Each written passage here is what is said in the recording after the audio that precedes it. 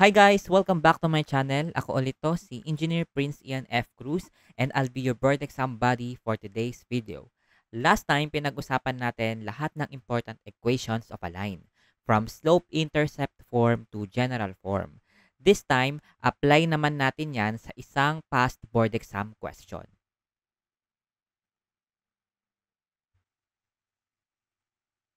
Yan.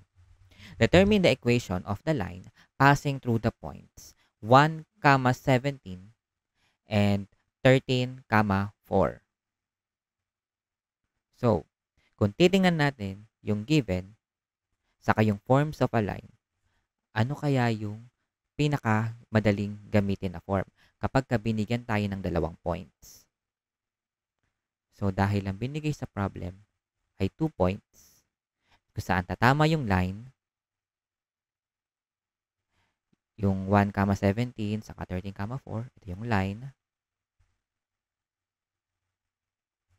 So, dahil nga binigyan tayo ng dalawang points, yan. So, ito tayo, yung 2-point form.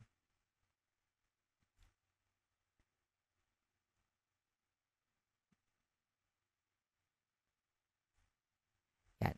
So, meron kasi tayong dalawang points. So, 2-point form. Pakinote lang na guys na kahit magkabaliktad, yung point 1 and point 2, okay lang. So, dito, ang gagawin ko, si point 1, yung 13, 4. Tapos, yung point 2 ko naman dito ay si 1, 17. So, i-substitute lang natin dito dahil si point 1 ay yung 13, 4. So, yung 13 yung x1, 4 yung y1. So, palitan lahat natin ng x1 and y1. Then, sa point 2 naman natin, 1, 17. So, yung x2 natin si 1, y2 natin si 17. So, palitan natin itong x2 at saka itong y2. Ayan. So, dito sa 2-point form, makikita rin natin yung formula pa ng slope. Ito siya. Yan.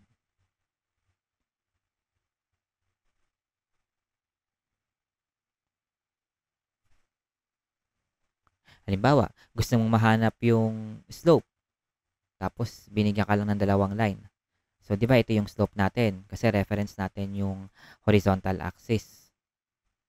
Or yung horizontal line. Yan. As the basis ng slope natin. So, most probably negative na to. Di ba?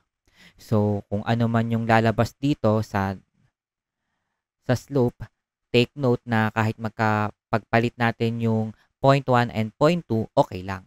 Same slope pa rin yung lalabas. So, kung ano man yung lalabas dito sa nakabilog na to, eto na yung slope. So, hanapin muna natin yung slope. Pang-practice lang, okay? Yan. So, negative nga. So, eto yung slope. So, halimbawa, tinatanong lang sa problem, what is the slope of the line that passes through points 1, 17 and 13, 4? Titingin ka pa rin sa 2-point form, pero etong part lang na tong nakabilog, yung gagamitin natin. Kasi slope lang yung hinahanap. So, ganun yung approach, no? Kapag ganun yung tanong. Pero, dahil lang hinahanap sa problem ay equation, so mag-proceed pa tayo. So, eto, negative 13, 12, ay, over 12 pala. Ayan. So, simplify pa natin. So, tanggalin natin yung fraction, times natin both sides by 12, magka-cancel, then distribute natin dito. Yan. So, 13 na lang to. Tapos ito, distribute natin yung 12. So, 12y. Tapos, 4 times 12, 48. Yan. Simplify pa natin. Distribute naman natin ngayon si negative 13. So, distribute natin. So, negative 13x. Tapos, plus 13 times 13. So, 169. Ayan. Tapos, naka-general form kasi yung given. Yung lahat ng non-zero nasa left. Tapos, yung lahat ng zero. O, yung mga zero, yung zero pala ay nasa right. So, ang gagawin natin, actually, ang ginagawa natin guys, nagko-convert na tayo from one form to another. Kasi ang ginagawa na natin, kina-convert na natin from 2-point form kasi yun yung pinakamadali base sa given natin na 2 points. Pero yung nasa choices ay general form. So sinisimplify na natin, gaya nga ng sabi ko last video, kapag ka simplification, di ba, ang ending general form na. So yun, kino-convert na natin from 2-point form to general form. So dito, balik tayo. So ano na yung gagawin natin? So lahat, yung negative 13x plus 169, lilipat natin sa kabila. So dahil lilipat natin, magpapalit ng sign. Plus 13x plus 169. Yan, tapos nalipat na, 0 na to.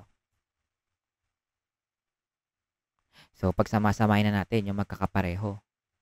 Ay, sorry pala guys, sorry. Negative 169 pala to.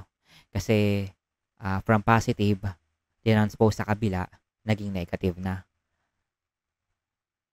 Yan. So, inuna ko lang yung x, y, tapos pinagad yung constant, minus 217.